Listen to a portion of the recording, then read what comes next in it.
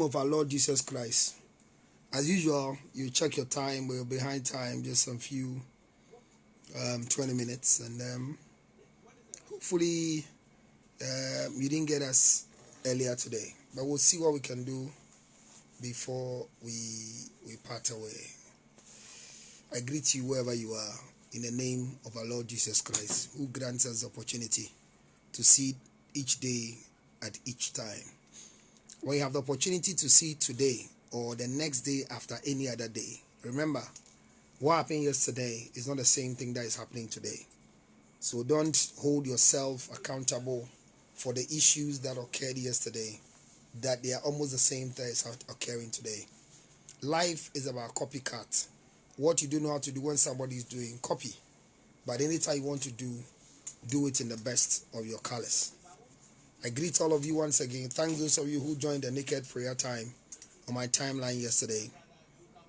Today, we're trying to get into details, communication in relationship, trying to know the difference between when one is being protected and one is being possessed. So there are two things here. Being possessed and being protected are not the same. The duty of a man in a relationship is not the same duty of a woman in a relationship. So within the spectrum of relationship, we are not designed to do the same thing.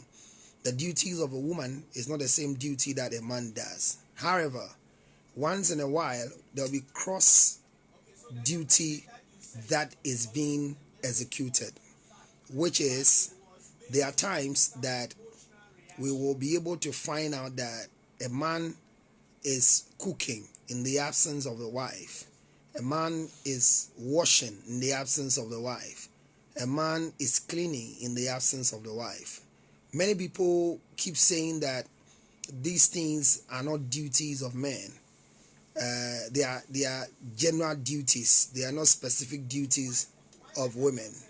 And the truth of the matter is that the duties of a woman that makes her a wife in the house are designed in such a way that when you see a home is made by a woman. So cleaning, watch it carefully, cleaning, washing, cooking, keeping the children up in communication and respecting the public and individuals. These things are stable clearly that are duties for wives. So when you see a man doing it, there is nothing for you to pick up and say that it is so. Now, what am I discussing this evening? I'm discussing what we call parenting. And learn that there's nothing called single parenting. I hear it being mentioned everywhere. I'm a single parent, I'm a single parent, I'm a single parent. Please learn it. There's nothing called single parenting. Parenting can never be single. Anytime you find parenting, it is where the presence of a father and a mother is in there to bring regimental orders to bear within the marital fraternity. So if we find out that somebody is a parent, he's a parent because he is representing a father and a mother. So when we come back and say, I am a single parent, I think it's the wrong thing we are all jumping up and we are all saying. But I want to get rid of it, and then let's understand how we can address ourselves. How does one become a single parent or become a single mother? Understand that this is single parent because it's a deficit. That parents are supposed to be father and mother, but I am the only parent available for this child. What does it mean? What it means is that I am the man. I am the only mother. He's living with the mother alone, or he's living with the father alone. So the father alone is not a parent. The mother alone is not a parent. Where father and mother are present, then we say they are parents. Do you understand? So I hear a lot of people saying that single parenting is becoming a problem. Parenting is where the father and mother are giving instructions and directions for the kids or the children in the marriage or in the relationship to know what they're supposed to do. So playing the role that the man must play, or playing the role the woman must play, I think is what makes people believe that I am parenting. Yes, so we want to accept the fact that when your husband is not with you, or your wife is not with you, you are playing the role of both the father and the mother. How right is that? How right is that? How right is it? That's the first thing we are asking. So let me go into detail today. Parents are supposed to make sure that their wards or the children they bring into the world are taken good care of. Single mother, single father, or a single parent, you put it, comes in so many ways. The categories that you fall within is what determine whether your life can move on faster or can move on slower. What is the category? There are people that are married and they are living in a peaceful relationship, which means husband and wife have duly done what they are supposed to do, which is they are married and they are living together. All of a sudden, sickness, accident happens, and we lose one of the spouses. So a wife will die and leave her husband, a husband dies and leave a wife. Then the children are left with a widow who is the mother alone now, playing the role of a father and a mother. But let me tell you, in African settings, that anytime you lose your husband, you are giving a father figure for the children from your husband's family. It means that somebody comes in to represent the father figure to help you instruct and direct the children. So when it happens within a marital circle, remember that you are not left alone. So you cannot become a single parent because there's somebody who is assisting you becoming a father figure from the man's side to help you raise the children. Now, when the other category of single parent come, which is as a result of divorce, that we are married and we cannot live anymore. The marriage is irreparable. The marriage can no more sustain itself. We cannot live together as husband and wife anymore. So we take a decision that the two of us from today, we want to go our separate ways. But there are children within the marriage. Remember, the cock would never have children following it. But the hen's duty is that because they are the incubators, they hatch the eggs, the hen will always have the children following it around. So usually when divorce occurs, it's better that we allow the children to live with their mother. Unless otherwise, there are instances where clinically there are challenges with the mother. And for that matter, the mother cannot be in a position to take care of the children. Or where we do legal choices and ask the children, where do you want to live? And they give us the option that they want to live with their father. The ages of the children are considered before they are released to a man or released to a woman. Now, in that particular category, when the woman is living alone after divorce and the children are with her, the family doesn't give her anybody to take care of the children. But in this time, there's a piloting way where the father has become, in quotes, a foster father, or a father that is being given the opportunity to do his remittance from a distance. So the children are not fatherless. The children have their father alive. But the marriage that will keep the two of them to become parents for the children is not there. So the woman is leaving. The children's father are somewhere, but he is being responsible by giving whatever the woman needs to run the children. In that particular atmosphere, these children are not single parent children. Because when the children misbehave, you still have the right to go to their father for the father to reprimand them. Remember, you can have an ex-wife, but you can't have ex-children. So you can walk away from a woman without anything, but the children who are between the two of you will still become what you want them to be, regardless of who their mother is or who their father is. So that category where marriages collapse and we go through divorce and the children are there, we call them, I'm a single mother, I'm a single mother, I'm a single mother. I don't know why you should become a single mother when you go through divorce. The proper divorce will create an estate and will create a portion for the children. Now we have the third group of people who are singles with children. They are those who go and asananakwe, they go and chop the thing raw and they are not ready, they don't know. All of a sudden they think that pregnancy is an airborne disease. They enjoy themselves. Not selewa. Then they become pregnant. They are the group of people now. They now grow and say, they are hypocrites actually, because pregnancy must be planned. The two categories that happen are people who plan in the marriage and then they lose their people. But these are the people that they don't plan. They are just there, they are having sexual intercourse and they think that they can be smart enough. When the sperm comes, I withdraw and pour, and they do all sort of things together. They are not ready to have babies with the people. So once a guy is having sexual intercourse with you and he has not planned to become a father, when he impregnates you, the first reaction is that koi, abort. Then the trouble begins. I won't abort. I'm afraid I'll die. Then the beginning of the trouble begins here. Then if you abort, I won't see you again. The two people who are doing love, kissing themselves, I love you, I'll kill myself for you if you don't, because of sexual intercourse, they have a unwanted child. This child was not planned for. So the child is unwanted. Don't defend and come and tell me that no child is unwanted. Once you didn't plan for it, the child is unwanted. So once it's unwanted, things that must be done for every child is not taken care of here. And when the man tells you go and abort, it doesn't make him a wicked man. But the guy didn't know that this particular sexual intercourse the two of you are doing will result in pregnancy. So when you force it on him, he has a plan. Kwame himself, they get chop. If be small one, if they chop, if they take by that sort of fried rice chibon for you, where they do Uber for you small. The place they sleep, see the bed.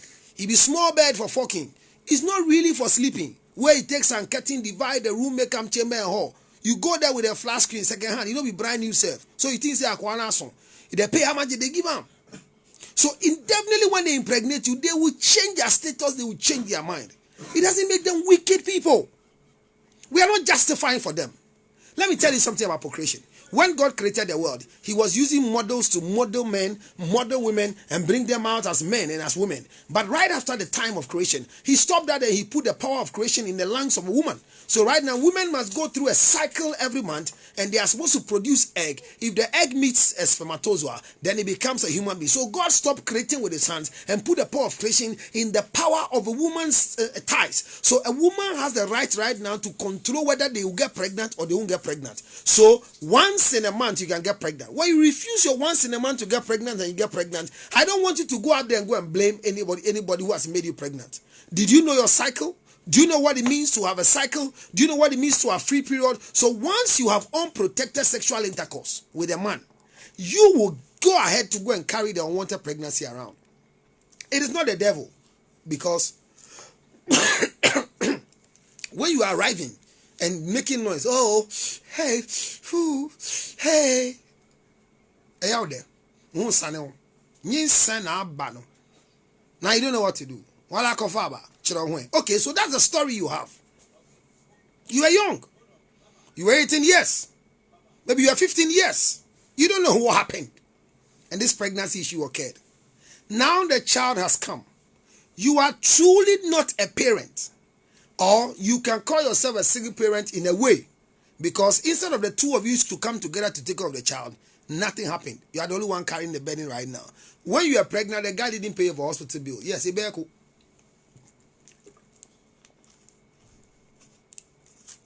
Guys will tell you when they impregnate girls, that is the time they don't have money for abortion.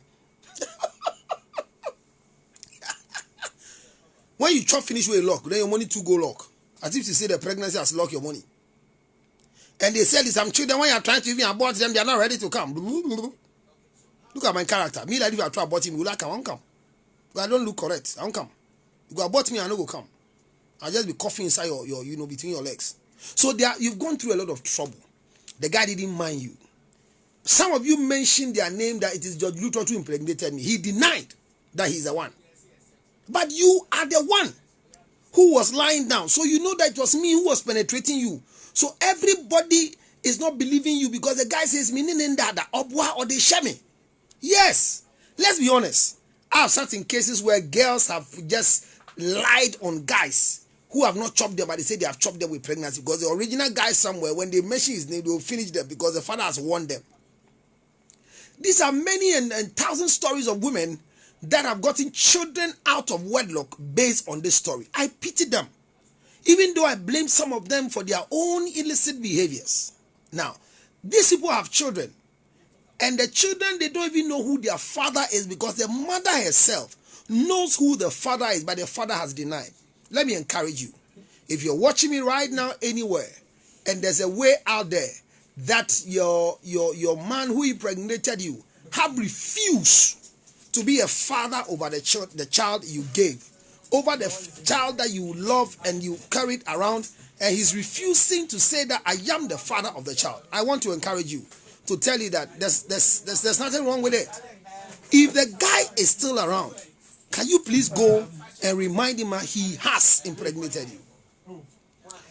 There's a way that he has found his way out now. He might be living a free life because your father or your uncle or your guardian or whoever was with you at that time also got offended because you have maybe disgraced the family, or you have refused to follow the status quo, what they wanted you to do. That is why there's anger in the family. And in their anger, they tend to name the child. So the child has been named by your father. The child has been named by somebody that you least expect to name the child. But I came to tell you today that it is not the end of life. It is not the end of the story for you. Something better can be done. One of the most important things is that the Bible says that when you are a clot of blood in your mother's womb, I knew you. So a man's problem is that his spermatozoa that he releases, unfortunately, comes with a name. As I sit when I impregnate you, there's a name already that is attached to the pregnancy that I'm releasing for you. It doesn't mean that anytime that I impregnate you, I'm not going to look for the name. The family has a name already. So I want to encourage you, in the life of managing your children as a single mother or a single father, the mothers especially, your father in anger, in worry, what he did was that he did the best for you. What did he do? By trying to name the child with the family's name. Now the child has become your burden because the child doesn't know who the father is. My sister, you who is watching me today, you know who the father is. You know who the father of this child is. You know. But for the fear of what your father did, for the fear of what your father went through, it's 7 o'clock, it's not your time. For the fear of what your father did, for the fear of what your father went through, for the fear of what they did to you and how they spend on you, you have refused to let the child know who the father is. I came to encourage you. As long as the child is writing somebody else's name, and every day is asking you who is my father, one day, this child might go beyond who is my father, and it will break you down. Tonight or today, I'm very cool in lecturing this thing because there's a lot that we want to learn about being the only mother over their child. There is a hope for you at the end of the tunnel. And the hope is that you better look forward to look for who impregnated you. He made a mistake by not telling you who he was. He made a mistake by not making sure that he came to be responsible for what he did. You were not ready for it. It is time for you to find a sensible way of just letting the child know that this is the man and this is the mistake that I did. Don't hide your mistake. Don't hide your mistake. Let's admit that at the tender age of my life, I didn't know safe period. I had unprotected sex, and that is what resulted you being a child out there. I don't think a child will kill you for doing this mistake. But if you prevent the child from knowing who the father is, one of these days, the child might meet a blood sister, a blood brother, and they will come to do something that will become an incest, something that will become more deadly. Because when you meet your father's child, it's not your step, but it's your child. If you're watching me and you're one of the victims who had unprotected sex at the wrong time, and all of a sudden, what happened to you was that your father, in protecting you and making sure that you become okay and continue education, took the child from you and named the child after your family's name. Now the child has grown and is writing your name and writing the same name with the child. Remember, there is a curse on it because the blood, whilst you were a clot of blood, I knew you. So every blood has a name. So when a blood that entered you is a Gan blood, and then you force and give that blood an Ewe name, and you do Ewe rituals and you practice Ewe things for that particular child, you bring the child's soul into contention and confusion. I came to encourage you in a sensible way that it is not a fight, it is not a quarrel, but let's find a way that we can solve and resolve this issue. Where is the father of the child? If the father of the child is dead, we can use every means to look for his family. Let's do the expedition to the family's kingdom and look for who the father of this child is, so we can be able to hold on. We can be able to bring to bear. We can be able to let things happen the way it's supposed to be. I think that there's too much of this story around us. Some girls were impregnated though, that they don't even know who impregnated them. That I find very difficult to know. If you are raped by a gang of people, if you are raped in a certain way, your story might be different. If armed robbers attack you and rape you, it's a different thing. But I'm talking about guys who were going out with girls, who were going out with guys, who impregnated them and they left. Maybe today, the guy is better. The guy is well-to-do. I hear story people say, I don't have a child anymore ever since I neglected this girl and I went. All those stories are there. But all I want you to do for me is that let the child know who the father is. Tonight, I'm not here for a long story. I'm here to address the type of born ones you get, because somebody came up to ask me that they say I said don't marry a born one. I stand by it by saying that if you are not ready to go and take care of somebody who has already given birth before, and you are not ready to follow the protocols that must be followed because the person has a child, don't go and woo people and lie to them that you want to have a child, you want to marry them. So that is what our discussion was. That if you are not ready to go out with somebody who is born one, don't go and lie to them. There are people who have not had a child before, not because they've not been pregnant before. I have a virgin who is 50 years now. I have a virgin who is 65 years. She's in my office and looking for a husband at 55. Sorry, she's going to go on retirement in the next 5 years. She's working, but she's never had sex before. The hymen we expect to be broken, but not through sexual intercourse. She has not masturbated before. She's a grown-up woman. So there are people who have never had children before and they want to get married. But I'm saying that if you want to get married 2020 and you have a child, the things you need to do is what I'm teaching here. Define who the father of the child is. Your father was angry and was protecting you because the guy who impregnated you was not ready to be known. I agree. That was a wrong move because he was afraid. He was not bold enough because he didn't know what would be done to him. Now if he's coming back, don't stop him. Don't refuse him. Yes, you will not agree with me. If the guy who impregnated you today is coming back, I say don't push him away. Not for your sake, but for the sake of the children or the child he had with you. Don't let any other man change the name of the children. Look, legally you can do, but spiritually you brought confusion in the heart of the child. Because the blood in the child is not an Ewe blood. It's not a Gan blood. It's a Fanti blood. So why are you pushing the child to be given to a name that is an Akan name, and later on it will become a confusion? I'm pleading with you. If you have a child out of wedlock, and the process is not clean enough, not by marriage, not by anything, but by talking jolly, ayenashi and pregnancy came, and you have refused to show who the father is, I am here begging you as your own counselor, Lutterodt. Let's go and look for who the father is. There are too many children carrying curses in our land now. There are too many children who are suffering as a victim and as a burden as a result of parents or mothers who never gave them the right position of who their father is. If you don't know who your mother is, it doesn't affect you like if you don't know who your father is. Oh, do you understand what I'm saying?